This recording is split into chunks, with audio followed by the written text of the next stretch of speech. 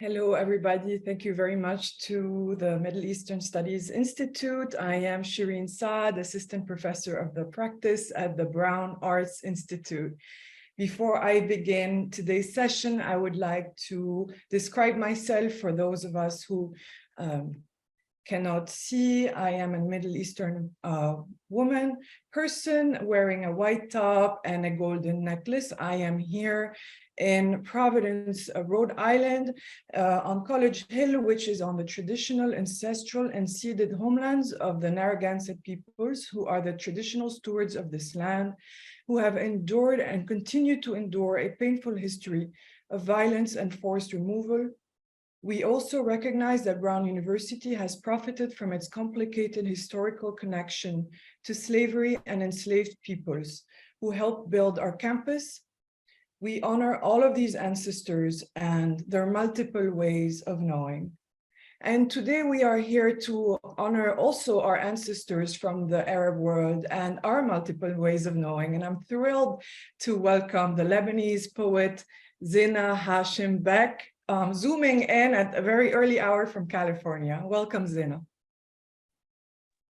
Hi, good morning. Good morning. Sabah al-khair. Sabah al-noor.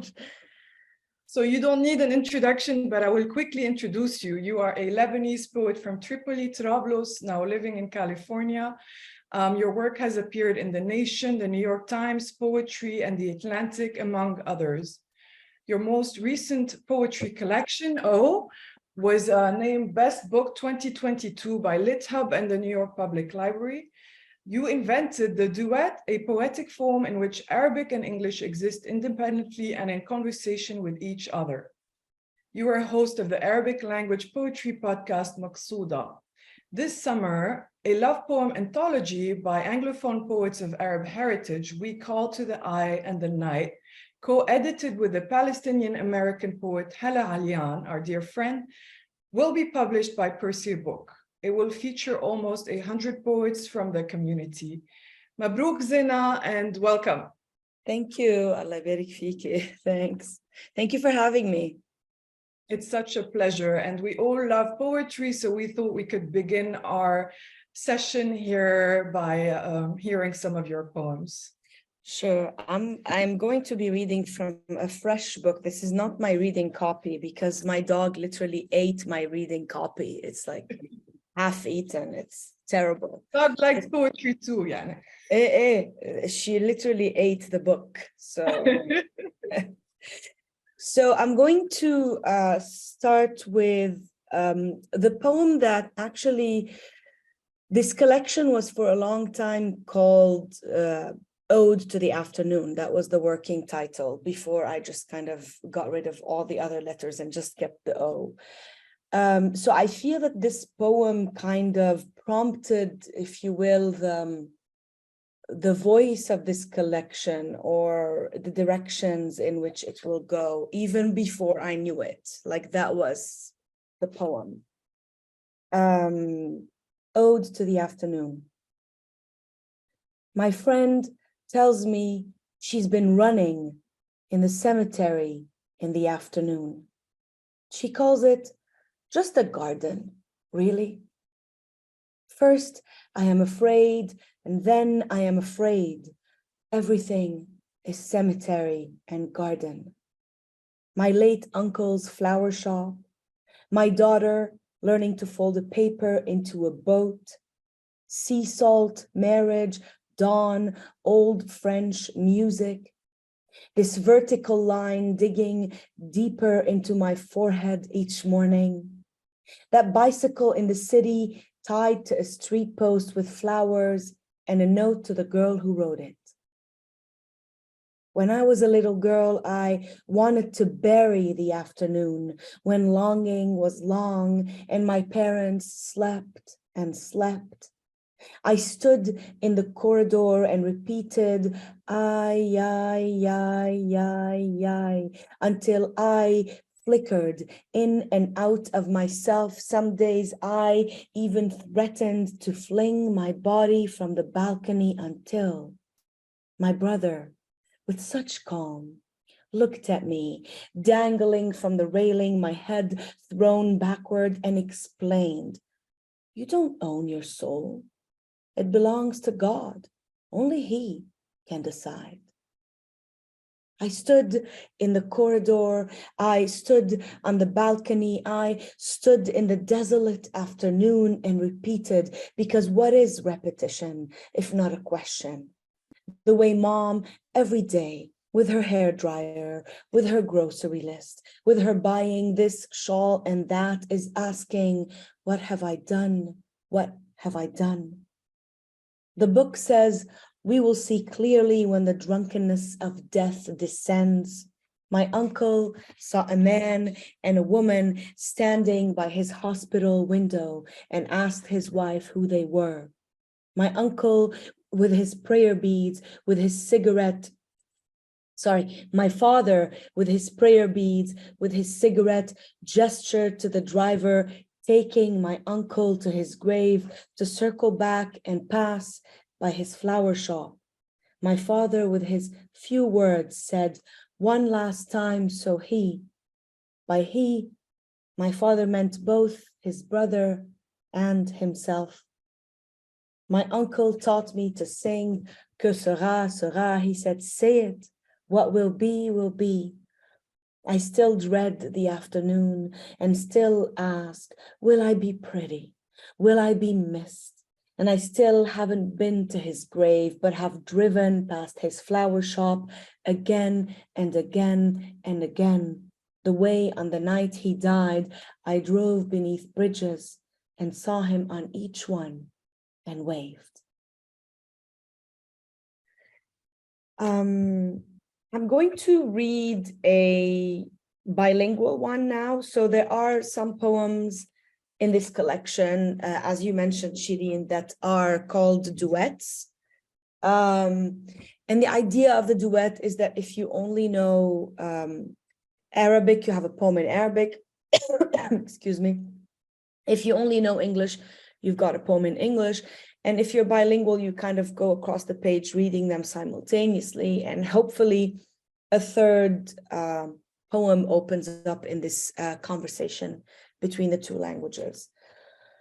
I'm going to read a poem that's an ode to the Mediterranean Sea in Lebanon, and I'll read it in its bilingual form. So if you're bilingual, maybe try reading like the Arabic first alone, then the English first alone, then reading them together and see what kind of opens up there. I'm going to be reading both like simultaneously, the third version, if you will. This is Blue أزرق. نرى البحر ولا نراه إلا في المنام.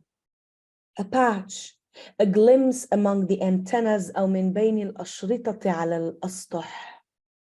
How to brave this blue. لا بحر لنا هنا ولا قوة. Sometimes I forget the sea is this close. لنا حب قديم يريد أن يحفر لك في الإسمنت شاطئا. My love, I want to dig a beach for you out of this cement. لنا مطر محمل تارة بعطش الأرض وتارة بعفن الشارع. Oh, old faith and new, oh, time of wells and time of satellite dishes. لنا الحر والرقص على ظهور المباني. قد نرى بقعة بحر من هناك. Are the fish still edible? Our nets are full of plastic and trash. لنا كأس تجري فينا كنبع صغير ننسج فيه سماء وغروبا ونجوما وتراتيلا. My parents threw me in the sea when I was 2, and I floated. They called me little fish. My parents trusted the sea. إلهنا الأزرق لم نعد نعبده وما زلنا نحبه. Oh, blue God we no longer worship, but still love. لما لا نتذكر البحر إلا عندما تموت العصافير على الشرفات. Over breakfast, I had to convince a friend Beirut was still on the Mediterranean. لمن ندون أحلامنا كل صباح. Are you sure? He asked. Is it a deep, bluest blue? ما أجمل الموت بلا ضرائح. Yes, I said. No, I said. ارفعني على كتفيك قبل أن نحرق المدينة. Lift me on your shoulders, roll in the tires, light them up. Oh, city, we no longer love, but still worship. لقد أقسمنا أن نقلع عن عبادة هذه المدينة. And I will end with the final poem in the book. It's called Morning Prayer. I thought it would be good this morning to end on a note of beauty and gratitude. I wrote this poem when I spent a weekend in Sowt, Lebanon in 2018. So this is Morning Prayer, Sowt, Lebanon, August 2018. Thank you, God of coriander and spicy potato.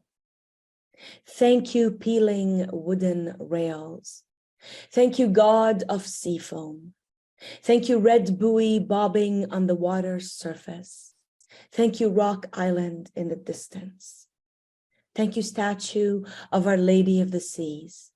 Thank you, harbor. Thank you, suma on the tomato placenta. Thank you, blackberry jam on the peach flesh. Thank you, fumes of the motorbikes. Thank you, sombrero on the public beach.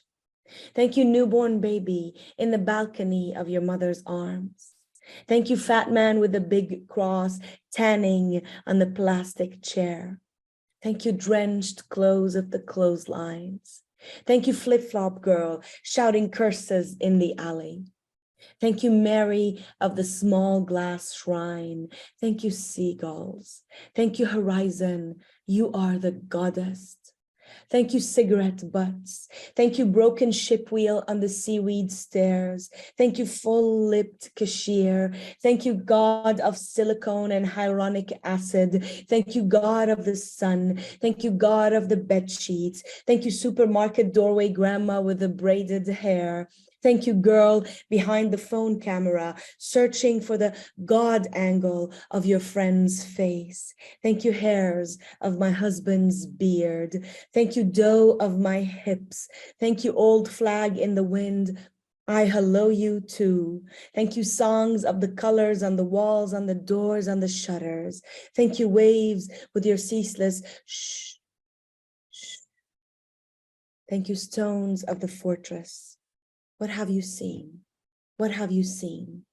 Little boat, goodbye.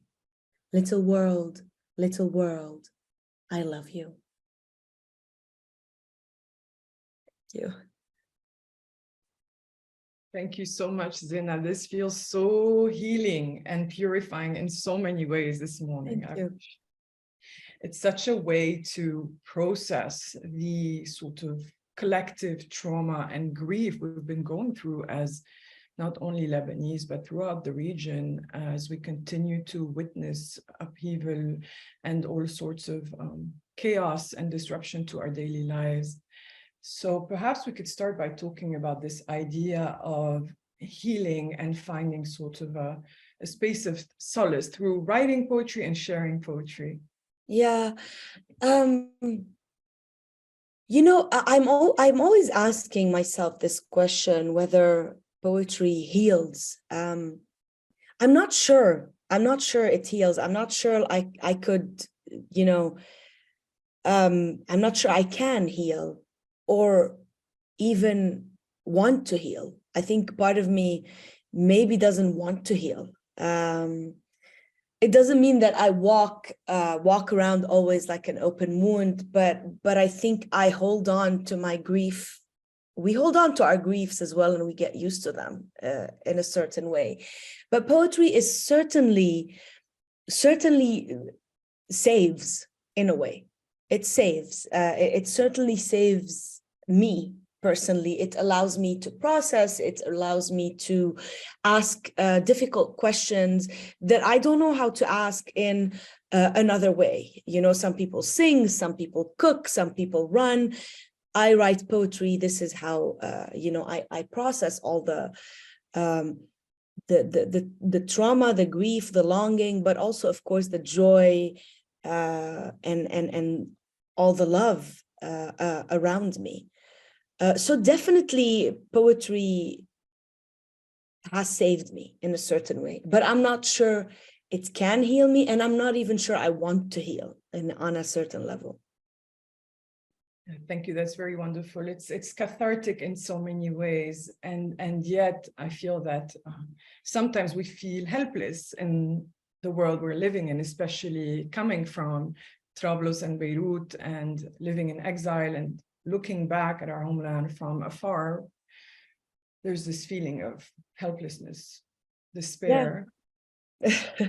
Yeah, no, absolutely. There's this feeling of helplessness, especially after October 2019, you know, during the Lebanese revolution in October 2019, I was on this, like, I was riding this high wave of like, yes, I'm going to come back. I was still in Dubai at the time. And I joined the protests in Beirut for a few days. I just kind of left my family and said, I can't just watch, right? But as I was only there for a few days and then continued like obsessively watching it. Like I even ceased to like function as a person and as a mom and as a poet. I was obsessed with watching what was going on in Lebanon. I was convinced that, yes, you know, maybe there is hope. And then all of that, of course, you know, crumbled. And I remember very well that from the beginning of like around October, November 2019, people were already kind of making jokes in Lebanon about the inhiyar, which for those of you who don't know means collapse. And so we were making jokes online on social media like, yeah, you know, the inhiyar is coming and my mom told me to prepare a Tupperware of food for it or something like that. So we were kind of joking above all this. And we believed that the inhiyar is coming, but also we didn't believe it. But then it came, you know, economic collapse, Beirut blast, all of that. And I think, you know, a lot of us went from this like high to this low, and felt this helplessness that, and the helplessness is even more accentuated when you have dared to hope. When you're helpless and you're like, khalas, I'm not gonna hope.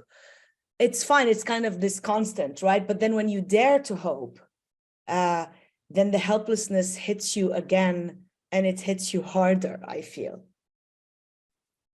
Definitely. It's very painful. There's so much pain. And as you said, the open wound. And I was wondering, when you were participating in the Thawra, in the Lebanon protest or revolution, how did you feel about your role as a poet in a revolution? There's a long tradition, of course, in the region of revolutionary poets. And I was wondering about your position on this question of, you know, the impact you can have and the limits also of your practice.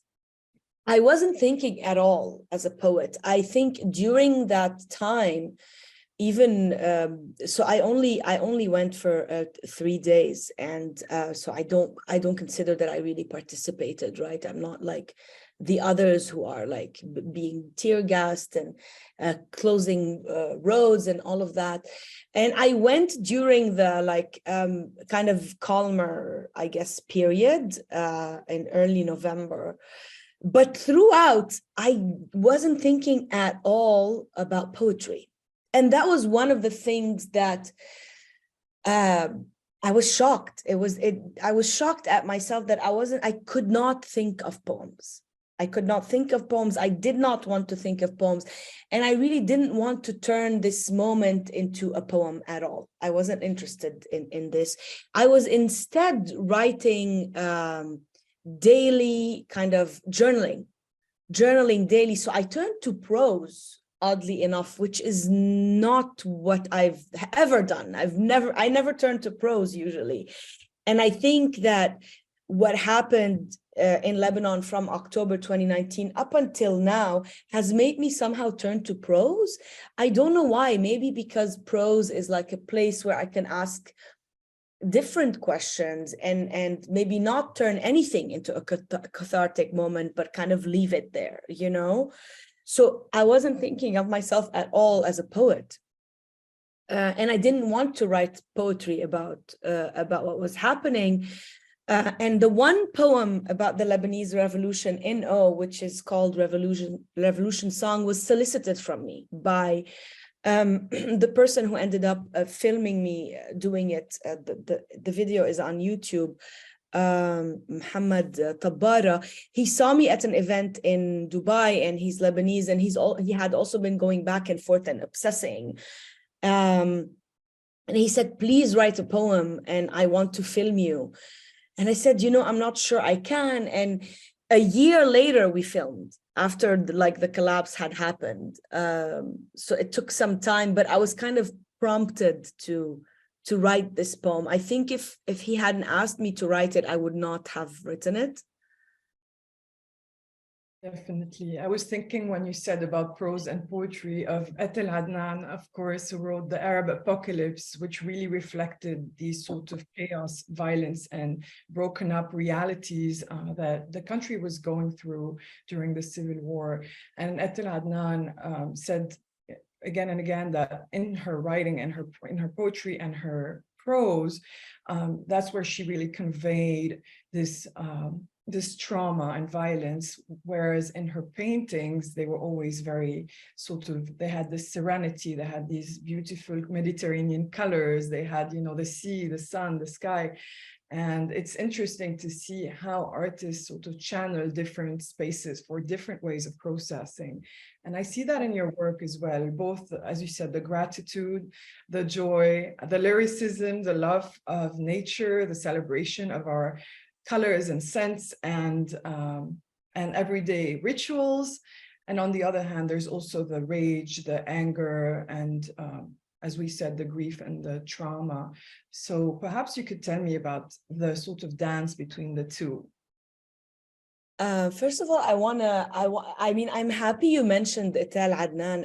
You know, the Arab Apocalypse, it's been a long time since I went back to it, but I have a very vivid memory of like me sitting in class at the American University of Beirut. And it was, I think it was a French literature class, oddly, who gave us Etel Adnan's The Arab Apocalypse to read. I think I read it in English. I don't remember the details of it now, but I remember kind of thinking, whoa. You know, and I remember we read it in conjunction with Adonis's Al-Waqt, his long poem Time, حاضنا سنبلة الوقت ورأسي برج نار, kind of, which also has images of destruction and all of that. And one of my favorite books actually is In the Heart of Another Country, which my friend Riwa Zinati, who's a beautiful Lebanese poet as well, pointed me to when I met her in Dubai, and she said, have you read this book? And I said, no. And now I keep going back to In the Heart of Another Country. And now, so I feel this connection to Etel, not just because of like, okay, I met her when I was a student at AUB, then I met her again, you know, when I was a mom, you know, outside of Lebanon, but I feel I'm meeting her now again in California. Because when I read In the Heart of Another Country, and she was referring to Sausalito and California, for me, these were just fictional places. I'd never been, I didn't know what California meant, right? And now that I've been here for about a year and 4 months, I walk around, and especially when I went to Sausalito, and I go back to the text and I go, yes, of course she's speaking about like the ocean and the mountains. And you asked me in one of our convos if I've read her, what's it called? Journey to Mount Tamalpais. Yeah. And I haven't read it, but I'm always, so I live in the Diablo Valley, Mount Diablo, but I'm always kind of driving around and wondering which one is Mount Tamalpais. And so it's like this weird connection with Etel and her different landscapes, which I'm also kind of hopping around in. So I'm just, this is just like a long segue and tribute to Etel, I guess. But yeah, this dance between the two, I think it's not even, I don't see them as separate. So I don't believe in like the dichotomies, you know, like this is grief and this is joy. I feel they're the same thing. They always exist simultaneously. In grief, there's always joy, and in joy, there's always grief. So I don't see them as polar opposites necessarily. And that's how I guess live in this, or my poems live in this space that is, you know, a liminal space in between both these states, or that kind of simultaneously has both these states. And I think a lot about the ghazal as a poetic form, which you and I have also kind of discussed a little bit. I am really a fan of the poetic form that is the ghazal. And part of the reason why I love the ghazal is because it is a poem that could be a vessel of contradictions, of seeming contradictions. You can kind of jump around from grief to joy, from talking about your body to talking about the tree to talking about God. And it holds all these multitudes in this poem. You can digress, you can do free associations as much as you want, as long as you go back to the rhyme and the refrain that ends. So for those of you who don't know, the ghazal is written in couplets, and each couplet has to end in the same rhyme and refrain. So you can stray and stray and stray as long as you come back to the same rhyme and refrain, but of course you come back to them differently. And so that's why, part of the reason why I love the ghazal is because it can contain all these seeming contradictions, which I don't see as contradictions in the first place, you know? Definitely. And you told me something in a text which I really want to ask you about, which is that the ghazal, it's inherently a feminist poem. And I was reading these Sufi poets from Iran and so on, and reading their ghazal. And I felt that they were so radical, not only for their time, but even for today. And I wanted to ask you why you felt the ghazal was a feminist form, poetic form. You know, could you remind me of that convo? I don't remember why I said that. It's probably because, okay, now that's really an instance of us poets speaking and forgetting what we say. But I think at the time, probably what I meant is that it is a form that is against fixed categories. It is a form that celebrates disunity, as opposed to like the Western rational, you know, how we think, you know, there's reason and then there's feelings. And it's almost as if feelings are like this lower state of being, whereas reason is this higher state of being. And I think the ghazal kind of blows that all up and says, actually, no. You know, there's no hierarchy. And so I guess because the ghazal is a form against hierarchies, probably I said, yes, it's inherently feminist. But I don't remember in what context exactly I said it. Yeah. Well, I really love that. And in terms of also feminist work, I feel that there's this love for women. Obviously, in Etel's work, she was a lesbian, and her work was all about loving women, loving women's bodies, watching women, seeing women in the mountains and the sea and so on. In your work, loving women means celebrating motherhood, celebrating the women in your family and their traditions and their rituals, and celebrating the women around you, collaborating with other women. But also, as you said, you know, this sort of embodied practice of poetry, of birthing poetry. And so I would love to talk about that. I personally love the female body. I love it more than the male body. I feel it's just more beautiful. But at the same time, I have to admit that I I've always found it very difficult to love my own body because of what our societies tell us about what is a beautiful body and how it should look like. And so I've always kind of struggled with loving my body because I was always like kind of on the heavier side.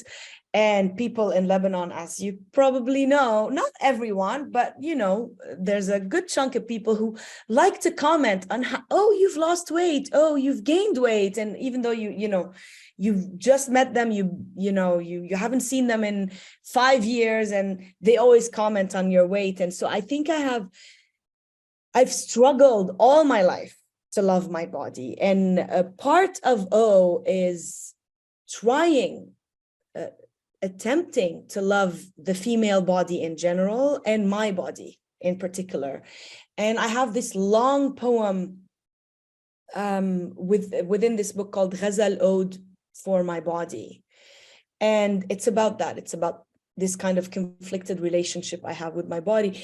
But I also think about what we carry in our bodies, the generations we carry in our bodies. How much do you carry from your mother and your aunt and your great-grandmother, and what traumas, what stories, what joys, what habits we inherit, and how we repeat them and how we break them. And I think I also was thinking a lot about that in O, especially in again, another long poem, The Crown of Sonnets, the series of 15 sonnets, which is what I call in my head the motherhood poem, titled Poem Beginning and Ending with My Birth. And in this poem, I think I was trying to convey the different generations of mothers in my family, and what I've inherited from them, and what I'm passing on to my daughters as well. And I remember very well that I wanted only daughters. So again, to go back to the female body, that everyone asked me, I have 2 daughters, and everyone asked me, did you want a boy? And I always categorically say, no, I wanted 2 girls. And God gave me 2 girls. So, again, to go back to the love of the female body. And I also link it to friendship. My girlfriends not taking a back seat in my main relationship, which is my husband, right? So no, my girlfriends are there, I cannot live without them. And they're not less important than the love, the romantic love, if you will. And I think that also shows in the collection. There's lots of odes to friendships among women, and the little talks you have and how they strengthen you. Definitely. I really love that. I think that's really inspiring to see the fact that you consider poetry to be a holistic part of a total holistic way of living. And that's the O, right? In O, that's this sort of total circle that brings together love, spirituality, politics, music, the body, nature, our land, exile. And I find that really powerful. And for me, that's the decolonial sort of feminist resistance. Yes. To go back to the ghazal also, right? That's the decolonial, the going this way, right? Instead of there's a logical arc or whatever, right? Definitely. Sorry, I interrupted you, but yeah. No, definitely this idea of the connection, right? The cosmic connection between all things and all beings, and the cosmic connection between our body and our work. And also the cosmic connection between your work and the work of perhaps a female Sufi poet in Iran, or a poet from Mesopotamia, a woman poet, or Nawal Saadawi, or Etel, or Hala Alian, who you're working with, or other women poets and artists in the region, and cultivating and fostering these sort of love connections, I would say, right? Yeah, especially in a society that raises you to think of other women as your competitors. In a society that raises you to kind of always I remember when I was such a tomboy when I was a little girl. And I remember I always said, yeah, I get along more with boys. And that was an inherited kind of version of jealousy from other girls. And that they set us up to compete with each other. Who's prettier? Who's skinnier, who's whatever, smarter, that's the patriarchy. It sets you up to compete with your sisters, whereas it shouldn't be this way. And I think as I grew up and did more self-searching, I found out that the only saving grace that I have is my friendships with other women. I would literally die without them because they save me every day. Our conversations, I cannot exist the way the traditional male exists, which is like I look at my husband, bless him, he's an introvert and he doesn't have many friends and he doesn't feel the need to like talk a lot about his feelings, and I know this is a very traditional. He's a romantic at heart, but he doesn't share as much with his friends as I share with my friends. And I feel like you're losing, you're missing out. You're missing out on this deep connection. All of you guys being guys, And so I feel sorry for men on this level. And I celebrate how we are much more kind of like open, etc., etc. And I know I'm being a bit stereotypical, but these stereotypes exist around us, right? And so I guess what I'm trying to say is that as I grew older, I recognized that actually there is such strength and beauty and love in female friendships that we have. Yes, and I feel the same way about feminist poetry, that's the work of feminist poetry on the world, is to offer this sort of healing, of centering a feeling of fluidity, right? You've been talking about fluidity a lot and how sort of in patriarchy we are raised to have these separations and ways in which our bodies are constantly monitored and controlled as women. And that's also a sort of a way of resisting, right? The patriarchy and the culture of silencing our voices. Yeah.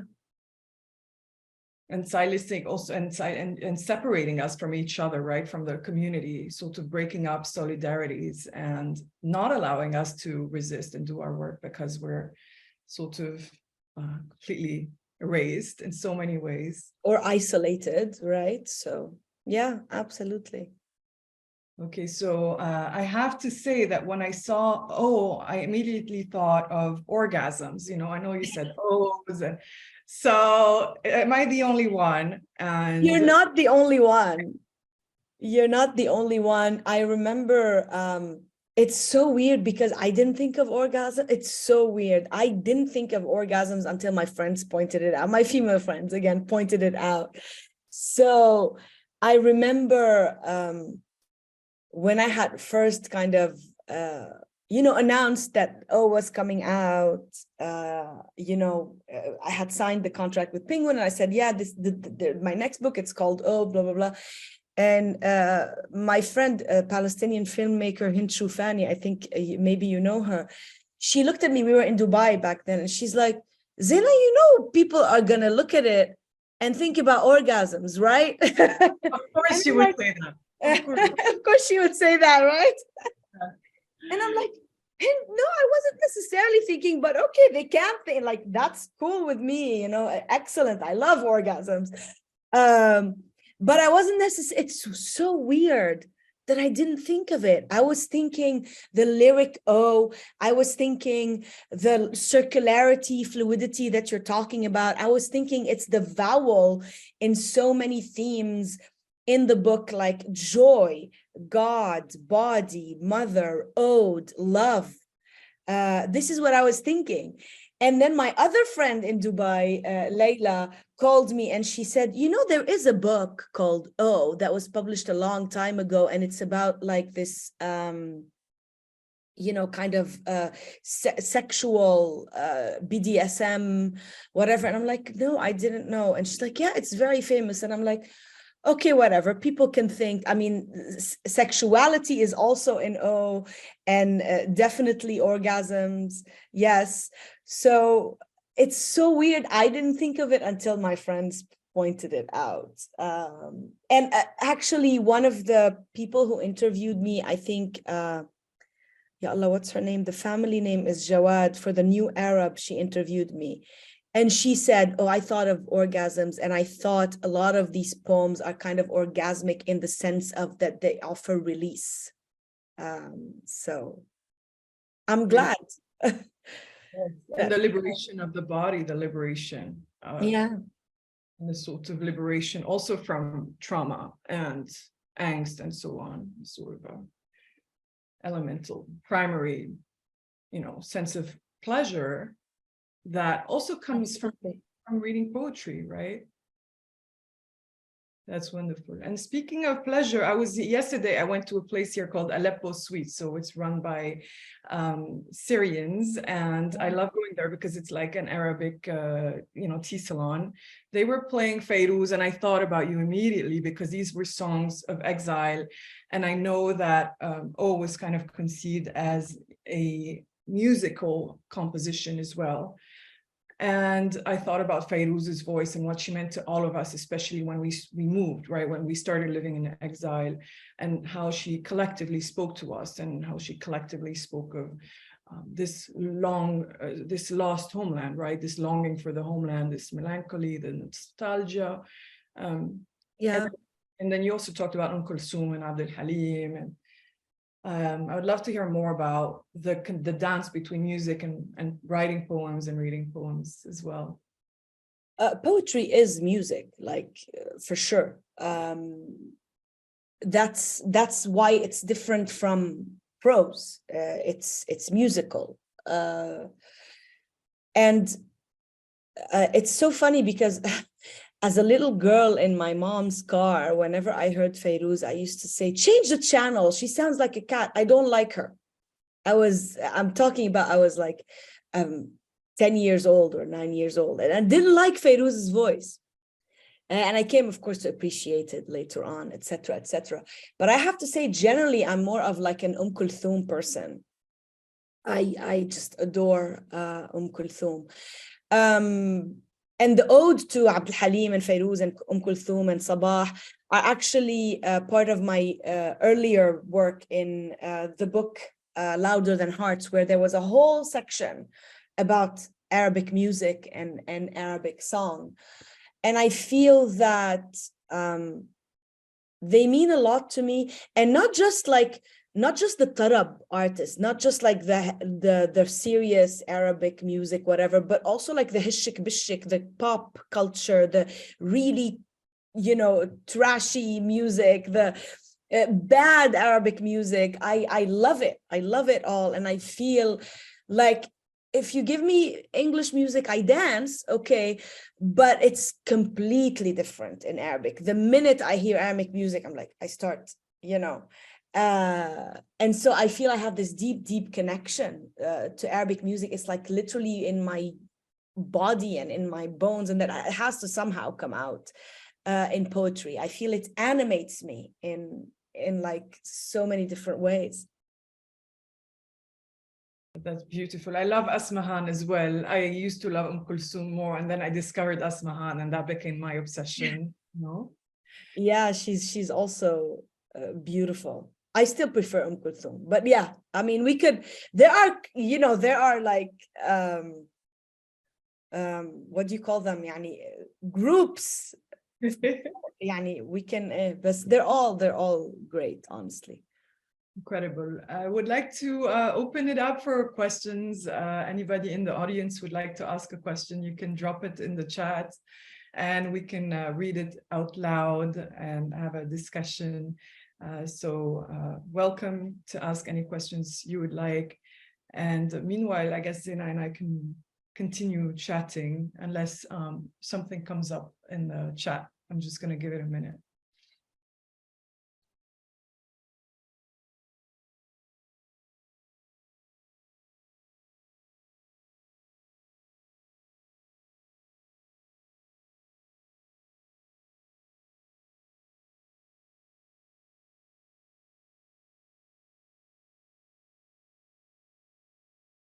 Okay, so I don't see anything yet.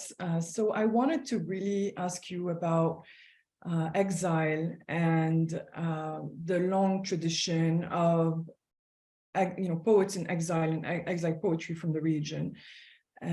Obviously, you mentioned Adonis, Mahmoud Darwish, and so many others who thought about these, what Edward Said wrote about as strangely compelling to think about, but terrible to experience. I love that essay, Reflections on Exile. Yeah, I love that essay, and I always go back to it. And I feel that actually I'll combine this with there's a question in the chat from Alex. Can you talk a little bit about how you compose your duet poems? Since you're talking about exile, I've been thinking a lot about like Arabic and English, and how do I belong in Arabic and how do I belong in English? And I feel that I've somehow become an exile in both languages. And I go back to Edward Said's essay all the time about what it means to be exiled, and how, in a way, it's a beautiful thing to be, especially as a poet. But it's also very difficult, like he says, to experience. How I compose the duets, it depends. So, for example, one of the duets, the first duet I wrote in the book, which is Daily Kulla Yawm, came to me in Arabic first. And this was a period when I was working on Maqsouda, which is the podcast you mentioned, Shirine, which is a podcast in Arabic about Arabic poetry that I run with my friend, Palestinian poet Farah Chamma. So we were thinking a lot in Arabic about Arabic poetry at the time, reading a lot in Arabic. And so somehow the poems started coming to me in Arabic, and I was a little bit shocked because I'm used to writing more in English, right? And I followed that kind of voice, and I wrote the poem in Arabic, but then I was scared to leave it only in Arabic. And so I translated it into English. And then I thought, no, the translation doesn't work. And this is when kind of the idea of, oh, what if the English poem is actually in dialogue with the Arabic poem? So sometimes the Arabic comes first and then the English, sometimes vice versa. Sometimes I sit down. So I wrote a duet recently. I haven't been writing poetry frequently recently, but I wrote this duet called Eb Med, and it came simultaneously, kind of like I knew right away that I wanted to be in English and Arabic. And I can't really decipher how it works, but it's a lot of work. It's not easy because you keep going back to the Arabic and checking only the Arabic. Does the Arabic work by itself? Does the English work by itself? And now do they work? And sometimes you change a word, and by changing this word, you realize, oh my God, but I've ruined the poem in English now. So it's like a lot of kind of back and forth between languages. And I know some people really like the form. Some people have said to me in the Arab world, no, you should only write in Arabic. Why are you introducing English to Arabic poetry? Just write in Arabic, right? Like as if I'm polluting it, with another language. Some of my friends told me, Zeina, I don't think these two poems necessarily need to be together. They just exist. And for me, it's a dialogue. For me, I just kind of kept them. It's this experiment that I'm running that I feel some people identify with and some people don't. So, yeah. Thank you, Alex. Always great questions. Excellent questions from Alex. Very keen professor and student of Arabic culture and history and politics. And I was thinking about the musicality in Arabic, but also about the secrets, the hidden truths. When you read the poem about the Thawra, and in Arabic, there's a note where, you're talking about lighting a fire, right? نحن المدينة. And in English, it's a little more, so, light them up. So it's a little less direct. It's perhaps people wouldn't really read into it as much. Yes. And I found out, trying to find the blue, I found out that, so that's one of the interesting things about the duets is that if you write about the same thing in different languages, are you still writing about the same thing? Or does your perception change when you shift languages? And I think the perception changes a little bit. It's not that, you have a totally different personality, but something shifts, even if it's a small thing. So I find out that in my poems in Arabic, I am harsher to Lebanon because I don't need to explain anything. Not that the poems in English explain, poems never explain stuff, but you're always aware of your audience, whether you like it or not. I like to say that when I write a poem, I'm not thinking about audience. And I know I'm not thinking about audience, but subconsciously you are.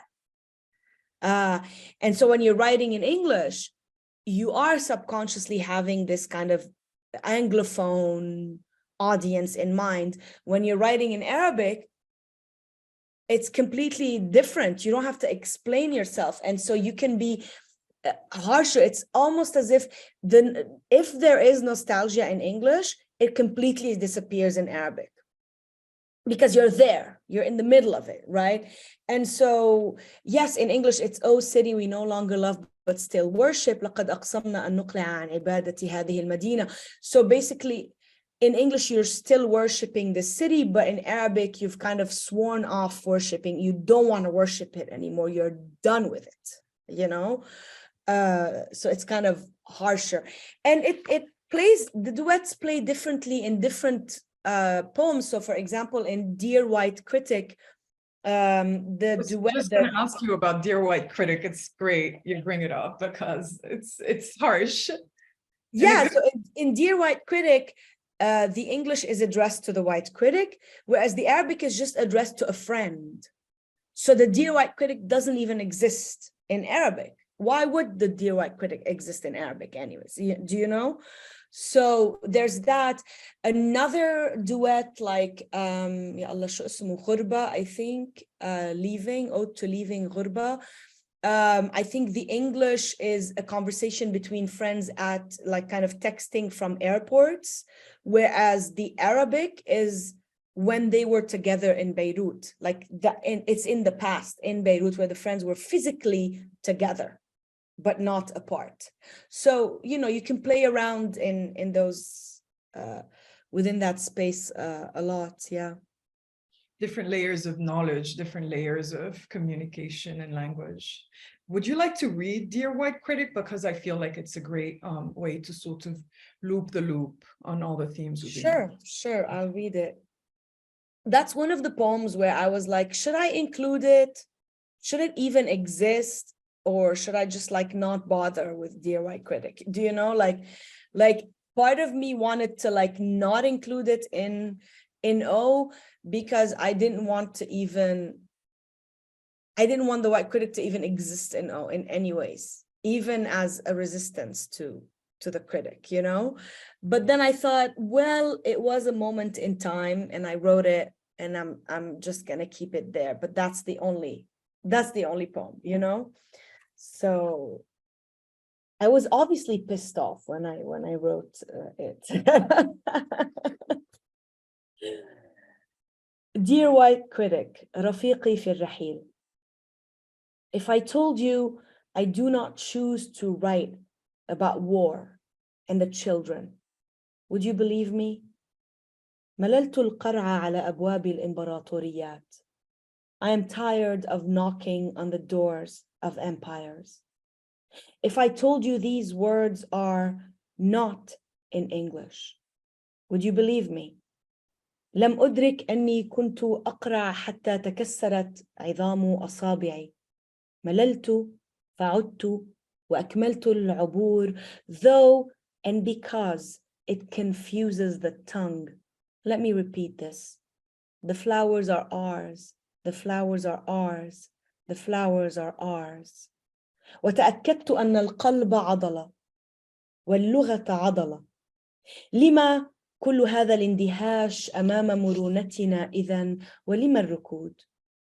Yes, the earth turns and there is time between us, but my universe is neither corner nor as dark as you've called it. Do you believe me? الزيتون قليل هذه السنة. كلما فتحت المرطبان تذكرت مدرستي الصغيرة وراء الشجر. One of the boys, I climbed over the school wall and jumped into the olive grove. أهديت حبيبي الأول حبة خضراء من هناك. I gifted my first love a green pit. ألا تضجرك الاستعارات عن السلام? I'm tired of metaphors about peace. I prefer dark chocolate in the morning and a good window. والشجرة المقدسة في الكتاب الأبدي. ما أجمل الشتاء والباصات والحب اليافع. جلست قرب صمتي هذا الصباح. Today I got a massage and painted white petals on 2 red nails. Do you believe me? فلقت أرغفة الخبز وأعدتها إلى الكيس. قتلت نملة صغيرة في المطبخ وكلمت الله. I don't know if I envy God his existence outside of time or if he envies my angst inside the body. لا أدري إن كنت أحسده على وجوده خارج الزمن أو أنه يحسدني على اضطرابي داخل الجسد. If I told you I'm not that other Arab poet you've read, would you believe me? Do I thank you for your interest? كثيراً ما تصطفي ذاكرتي أرجوحة صدئة على شرفة قديمة في الطابق السادس أو صوت حليم في غرفة الجلوس الحمراء. Do my names tire you? Good. My cities are cities and my singers are singers. Go Google. ومع أني أخاف الموت بعد كل أغنية. This is the first and last poem I speak to you. لا يداهمني الوقت ولا يغريني التفسير. Yes, I believe in bridges. If reading maps didn't bore me, I would have learned it. ربما أتعلم يوما الرسم على الحجر أو قيادة زورق صغير أو الوقوف على يدي أو تنبؤ السعادة.